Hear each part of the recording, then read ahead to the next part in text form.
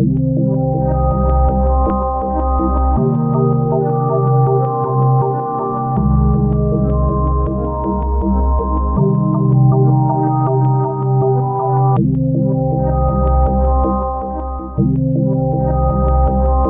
was a government program run by the Central Intelligence Agency. Originally started as something called Bluebird in 1948-49, morphed into Artichoke, and then in 1952 became MKUltra. It was a mind control program, a brainwashing program. The CIA was trying to learn how to control people's behavior without their knowledge. Now, this all came out in Senate and congressional hearings in the 70s. It was exposed, but nobody knew about it until 1974 when Seymour Hersh, the New York Times reporter, reported it on the front page of the paper. So their main objective was to create what they called hypno-programmed assassins, people who would kill on command, popularly known as Manchurian Candidates, after a book that was written in 1962 and later became a movie and then a movie again. The people would be, through drugs and hypnotism, the objective was to get people to go and commit an act of murder against their moral code and have no memory of their programming and be amnesic even of the act after the fact often.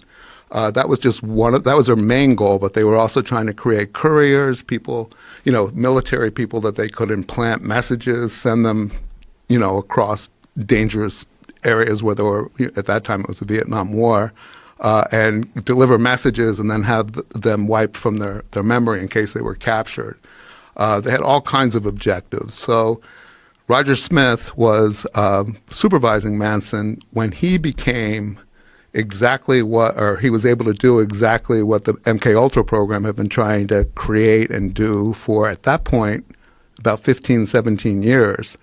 When it was all exposed in the 70s, and there were these hearings, first the Rockefeller Commission hearings and the church hearings, and then finally Senators Ted Kennedy and Daniel Inouye held hearings. The CIA admitted that they had done this, but no one would say exactly what they did. All the records had been destroyed when the two people who ran it, Richard Helms, who had become the director of the CIA in the 60s, and Dr. Sidney Gottlieb, who was kind of the mad scientist who had supervised they had safe houses in San Francisco, New York, Los Angeles, where they would experiment on people that were lured into these apartments and houses that were either look like brothels or hippie communes or whatever. And the people who were working at the Haight-Ashbury Free Medical Clinic that was run by another Smith, which makes it a little confusing, but Dr. David Smith, who founded it, he had given an office to a scientist named Jolly West, Louis J. West, who was, when the hearings occurred in the 70s, identified as a top MKUltra researcher. He was an academic, come out of the military, had been at the University of Oklahoma, and then UCLA, running the psychiatric divisions. He denied ever being involved in MKUltra. And this was one of the moments, I think it was 2001, when, things really kind of shook the course of my reporting. Was I learned that West had been at the same place that Manson was in the Haight in the summer that Manson became exactly what the CIA was trying to create. And I knew, actually, I'd interviewed West about 7 years before for a story I did about celebrity stalkers, the people who were obsessed with stars and then only to kill them or try to kill them. And he was an expert in violence, hypnotism, brainwashing, and he was the chair of the psychiatry department at UCLA at that point. He was dead when his name came up in the Manson story, and there wasn't a lot of, I guess there was a lot of Google then, or a little bit, but when I did a little research, I found out that there had been these allegations that he'd been involved in MKUltra. He always denied it. He was never prosecuted, never even investigated. He went to his grave threatening to sue anybody that said he would have anything to do with this kind of a program. Again, through another long story, but I got access to his files, which had been left at UCLA, and they had never been processed when I called. And when I made the request, It took them 2 or 3 months to process the papers. I went through them through the whole summer looking for a needle in a haystack. And it was intuition, gut. I just thought there might be something there. And sure enough, I eventually found it. It was correspondence between Jolly West and Sidney Gottlieb, the doctor that ran MKUltra, beginning in 1953, about conducting experiments on people without their knowledge to get them to have amnesia of the acts after they were programmed, and everything that he had been accused of and denied, he did. Not only did he do it, he created the blueprint for the whole program with Gottlieb. The fact that all these kind of interesting research programs merged at the Haight, at the clinic, and then Manson came out of it with the power to do exactly what the MKUltra had been trying to create for up to that point, I thought was worth investigating further. And that's why I kept going and going and going. They did a lot of crazy shit back then. Are you aware of Operation Midnight Climax? Those were the safe houses in San Francisco. Well, that was the brothel version of it. Yeah, where they lured these Johns into these brothels and then dosed them up with LSD and studied them. Yeah, George Hunter White was the head CIA guy, and he would sit behind a two-way or one-way mirror and watch the Johns would be dosed with LSD. They tried aerosols or just drinks, different things, and then they would study their behaviors. Aerosols? Yeah, aerosol sprays. Really? Yeah. But that would get the prostitutes too then, no? No, the prostitutes would get them in there, and then they go to the bathroom or something, or to be in the bathroom. Them? Yeah. Oh, and again, the problem is the records are so scant because Helms ordered Gottlieb to destroy all the records in 1973 when the two men left the agency. And the only reason anybody ever discovered that it existed was a whistleblower, somebody who used to work for the State Department who remembered that there were records in a warehouse, and they were just financial records from the beginning of the program in 52 until the end, and the possible end in 73.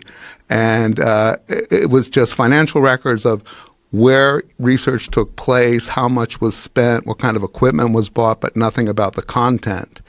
The guy that found that ended up testifying to Congress and working with Seymour Hersh to expose it was named John Marks.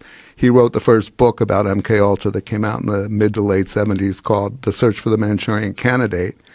And after he wrote his book, he never, he spoke, did a little bit of a tour, and then retreated into obscurity and never would do an interview again until I approached him in the early 2000s. And when I told him what I had found in West's files, these documents, he agreed to meet with me at his townhouse in Washington, D.C.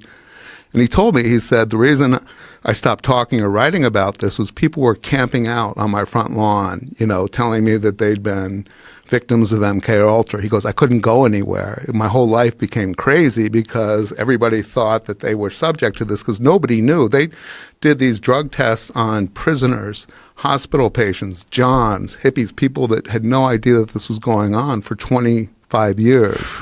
So Marks became the authority. So he had never given an interview till he met with me. And when he looked at my documents, at that point, I think I had about 10 or 12 or 15 pages that grew eventually because I kept going back to the files and getting more. He said it was the most unredacted, uncensored account of what the real objectives were and what was really being done. He said if I had had that, my whole book would have been different. That's one of the problems about saying, well, how much did they do or how far did they go? There's barely any record, and that's another reason it took me 20 years, because I was trying to find out whether or not Wes had actually interacted with Manson and or the girls. I mean, I knew he was in the same facility. I knew that everybody that worked there, because I interviewed everybody that was alive. Most of them were still alive back in the late 90s and early 2000s when I did this. They all said, oh, yeah, Charlie was, we knew it was Charlie and the girls. They come in every day or every few days to see Roger.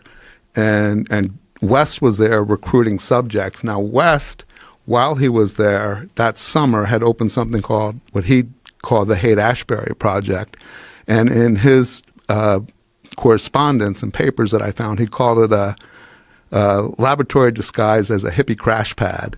And just like the Operation Midnight, safe house. They call them safe houses, which were disguised as bordellos and that type of thing, or brothels.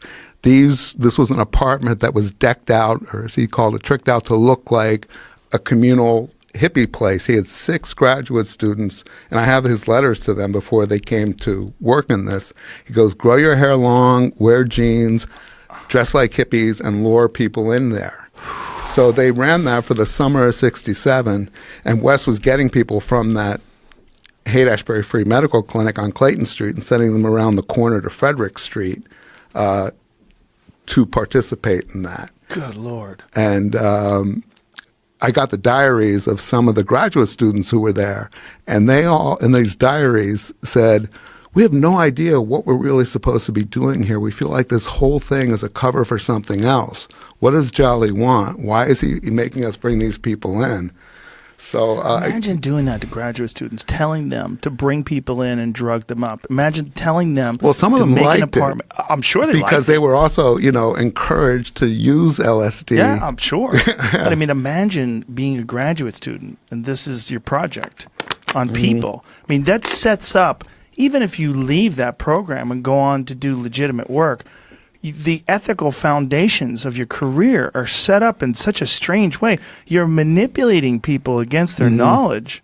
Well, they didn't know who they were doing it for. That's why they were always questioning it. So,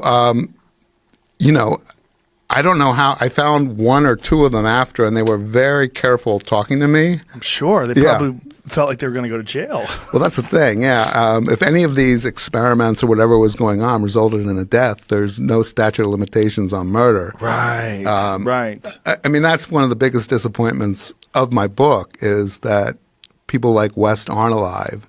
To answer to this. And it was really frustrating for me because, again, his name was on the front page of the New York Times in 1977 when they had the major hearings about MKUltra. And it identified him as the head of the psychiatry department at UCLA, a very prominent doctor, a researcher. And he said he had nothing to do with that. He'd never used LSD on humans, and he wouldn't. He said they had asked him, and he said no. I have all these letters between him and the guy who was running the program describing how they're going to do it, hide it from his colleagues. When he started at Lackland Air Force Base. He was running the psychiatry department at the hospital there in 1952. When he was there running that hospital, that's when he started his experiments on prisoners, human subjects, and one letter to Gottlieb, he says, eventually we have to take these experiments out into the field. Oh, Jesus. Exactly. What does that mean? Well, if you haven't gotten through a Chapter 11 yet, you haven't gotten to the Jimmy Shaver case? No, I haven't. A year after, maybe Jamie did. A year after West contracted with the CIA to do these experiments, July 4th, 1954, a 3-year-old girl went missing from the parking lot of a bar at about 11 or 12 at night. Now, her parents, it was a heat wave. They couldn't sleep. They went to the bar. They brought their 2 kids. They let them play in the parking lot at midnight. The little girl disappeared. They organized a search party. About 3 or 4 hours later, they went to a gravel pit, and two airmen had called, or 2 itinerant guys had called the local sheriff and said, there's a guy here that wandered out of the brush with scratches and blood, no shirt, and he doesn't know how he got here or who he is. The police came. His name was Jimmy Shaver. He was an airman. They did a search, and they found the little girl's body not too far away, and she had been raped and murdered by this guy who had no memory of doing it. The guy had no history of violence. He had a couple kids, and he was a flight instructor at the school. He'd been in the military for a number of years. I think he was in his early 30s. Well, guess who became his psychiatrist in preparation for the trial? Jolly West, who inserted himself into the case and then extracted his memory from him using sodium pentothal, where he admitted to the murder. Now, in the context of what we found out West was doing and what his objectives were, at that same time, it raises huge questions about this was an experiment gone wrong. that he was part of one of these experiments at Lackland Air Force Base where he was signed up. During the trial, it came out that he had treatment for severe migraines, experimental treatment at Lackland. That's another, a smaller subchapter in the book. But does it describe what kind of experimental treatment he received? No, because nobody. I mean, I have all the testimony. There was actually a trial, a retrial, and sentencing. And every time it came up, it was really frustrating because he never testified. So it was either his wife or his mother who would talk about it. It was mostly his mother saying, well, all I knew was they wanted him to be involved in this 2-year study to try to relieve his migraines. He would have such horrible migraines, he would put his head in buckets of ice water. The people who described encountering him that night when he was arrested and immediately taken out of the sheriff's custody by the military police and brought to Lackland and then back to the sheriff's, he was in a trance.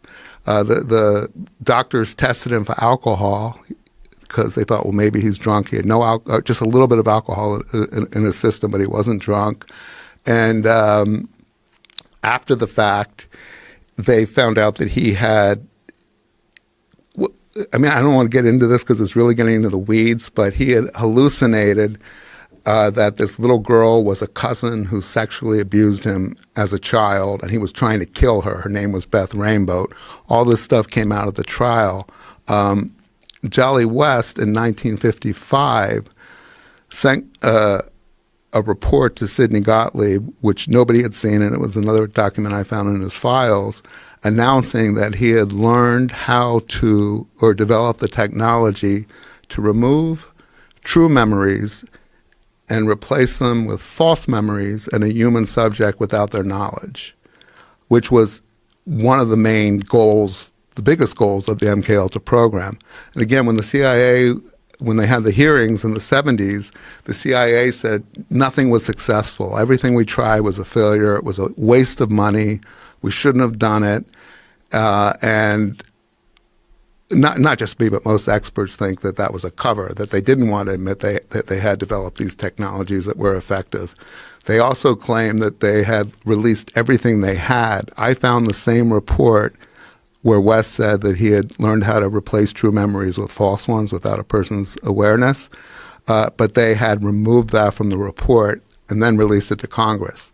So that's a crime right there, So there's a lot of that stuff in the book. So the speculation is that this guy, through these experimental treatments, that they had dosed him up with LSD and experimented using these MKUltra techniques and did that to him and induced some sort of...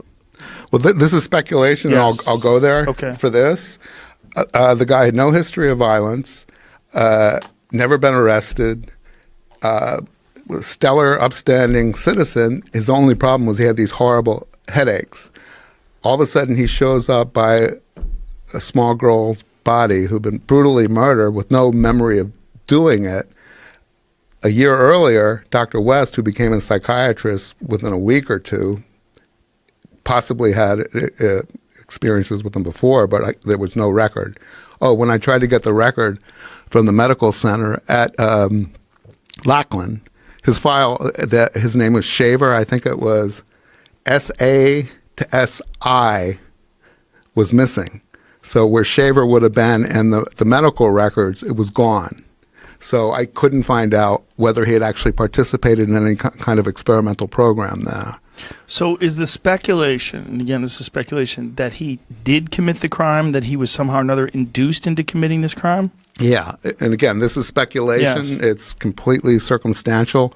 The objective was to get people who would go out and do things, not even necessarily kill, that was the ultimate goal, but to do things against their will, against their moral code. Right, but how would they know that this child would be there? How would they know? Oh, no, she wasn't targeted. So was it just that they'd put it into his head to go do that to anyone? Yeah, something clicked and went wrong. So it wasn't a precise thing? No, it wasn't... No.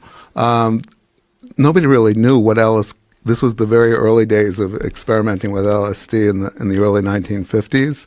West was one of the premier researchers in LSD, but he was still new to it. He had actually come out of he had first gained national attention for being one of 4 or 5 doctors who treated Korean prisoners of war who were returned to the United States after they had made confessions of spraying the Korean countryside with illegal biological weapons.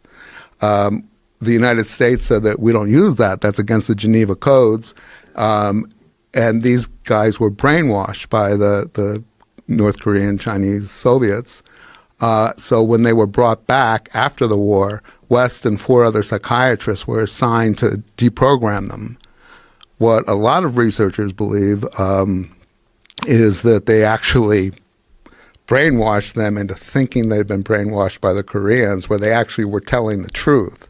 Because there's a lot of evidence that's come out as recently as 5-6 years ago that we did use these weapons in Korea. Oh boy, the old double cross. Yeah.